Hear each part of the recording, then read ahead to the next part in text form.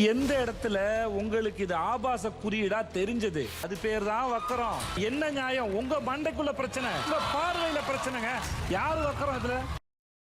Hi hello எல்லாருக்கும் வணக்கம் and welcome back to our channel. அப்பாடா, இதுதாங்க Bigg Boss season 9 best promo. இது வரத்துக்கு கிட்டத்தட்ட 41 நாள் ஆயிடுச்சு. 41 நாள் விஜய் சேதுபதி பின்னி பதில் எடுத்துட்டாரு. இதை விட செருப்பு எடுத்து கூட அடிச்சிருந்தா கூட உள்ள இருக்கவங்களுக்குலாம் புரிஞ்சிருக்குமான்னு தெரியாது. பார்வதி அண்ட் திவாகர் இவங்க ரெண்டு பேரையுமே சும்மா என்ன சொல்றது, இந்த மாட்டு சாணத்தையும் மனுஷ சாணத்தையும் மிக்ஸ் பண்ணி மூஞ்சில் அடிச்ச மாதிரி அடிச்சிருக்காரு நம்மளுடைய விஜய் சேதுபதி. அந்த ஆபாச குறியீடு விஷயத்தை பற்றி தான் பேசியிருக்காரு. பார்வதியை எடுத்த உடனே, பார்வதி இதுக்கு பேர் தாமா வக்ரம். அதாவது அங்கே அவன் கேம் விளையாடி ஓடிக்கிட்டு இருக்கான், இதில் வந்துட்டு திவாகரை பார்த்து அந்த பொண்ணு உனக்கு ஆபாச குறி காத்துதா, இதுக்கு பேர் தான் பார்வதி வக்ரம் அப்படின்ற மாதிரி சொன்ன உடனே பார்வதி மூஞ்சில ஆடலை. கண்டிப்பாக எனக்கு தெரிஞ்சு பார்வதி இதுக்கப்புறம் வந்துட்டு பிக் பாஸ் கிட்ட சொல்லிட்டு கூட வீட்டை விட்டு வெளியே வந்துடும்னு நினைக்கிறேன். இது மட்டும் பத்தாது, உங்கள் மண்டையில் தாங்க பிரச்சனை இருக்குது. உங்கள் மண்டையில் பிரச்சனை இருக்குன்னா அப்போ நீ தாண்டி வந்துட்டு அந்த வக்கர புத்தி இருக்கவ, உன் மண்டையில் தான் பிரச்சனை இருக்குது, பார்க்கறதுலாம் நீ தான் கேவலமாக பார்க்குற அப்படின்றதையும் வந்துட்டு இதில் ரிஜிஸ்டர் பண்ணிட்டாரு. மூணாவதானா திவாகர் வந்துட்டு சார் நாங்கள் தான் சார் தெரியாமல் தப்பு பண்ணிட்டோம் சார், மிஸ் அண்டர்ஸ்டாண்ட் பண்ணிட்டோம் சார் அப்படின்ற மாதிரி தலையை குனிஞ்சான் அந்த பொம்பளை பொறுக்கி திவாகர். அப்போ வந்துட்டு திவாகர் உனக்கு பிடிச்சிருக்கு அப்படின்றதுக்காக அவங்க பண்ணுற எல்லா விஷயத்துக்கும் நீ வந்துட்டு போய் நொட்டுனீனா உனக்கு இப்படி தான் நடக்கும்ன்றது உனக்கு புரியுதா அப்படின்ற மாதிரி அந்த இடத்துல திவாகருக்கும் வந்துட்டு ஒரு செம்ம செருப்படி.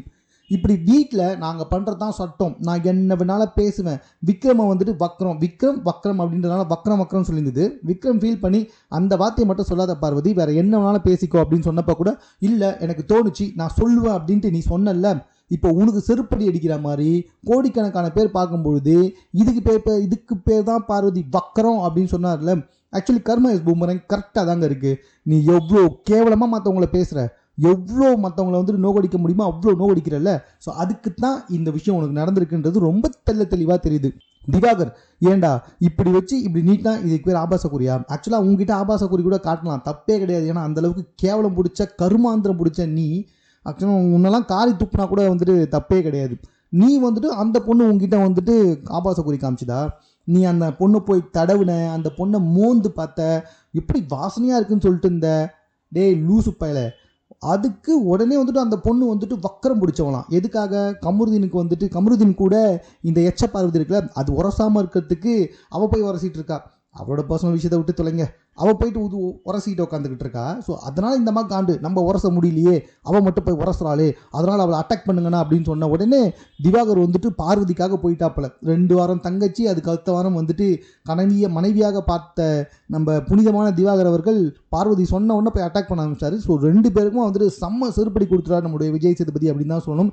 சீரியஸ்லி இந்த promo much satisfied for all அப்படின்னு தான் சொல்லணும். ஸோ எல்லாருக்குமே ரொம்ப பிடிச்சமான ஒரு ப்ரோமோவாக இது அமைஞ்சிருக்குன்றது டவுட்டே இல்லை. அண்ட் அஃப்கோர்ஸ் கமெண்ட்ஸ்லையும் வந்துட்டு அப்படி தான் போட்டிருக்காங்க. இதுக்கப்புறமும் திவாகரும் பார்வதி இதே கருமாந்திர புச்ச வேலையை தான் பண்ணிட்டு இருப்பாங்கன்னா மக்கள் ரொம்ப சீக்கிரமாகவே அவங்களோட முடிவை அவங்களுக்கு தெரியப்படுத்துவாங்கன்றதுல டவுட்டே இல்லை. ஸோ மேலும் இது போன்ற செய்திகளுடன் கூட தெரிந்து கொள்வதற்கு சென்னை சேனலை சப்ஸ்கிரைப் பண்ணுங்கள். இது குறித்த உங்கள் கருத்துக்கள் இதுவாக இருந்தாலும் கமெண்ட்டில் நீங்கள் பதிவு செய்யலாம்.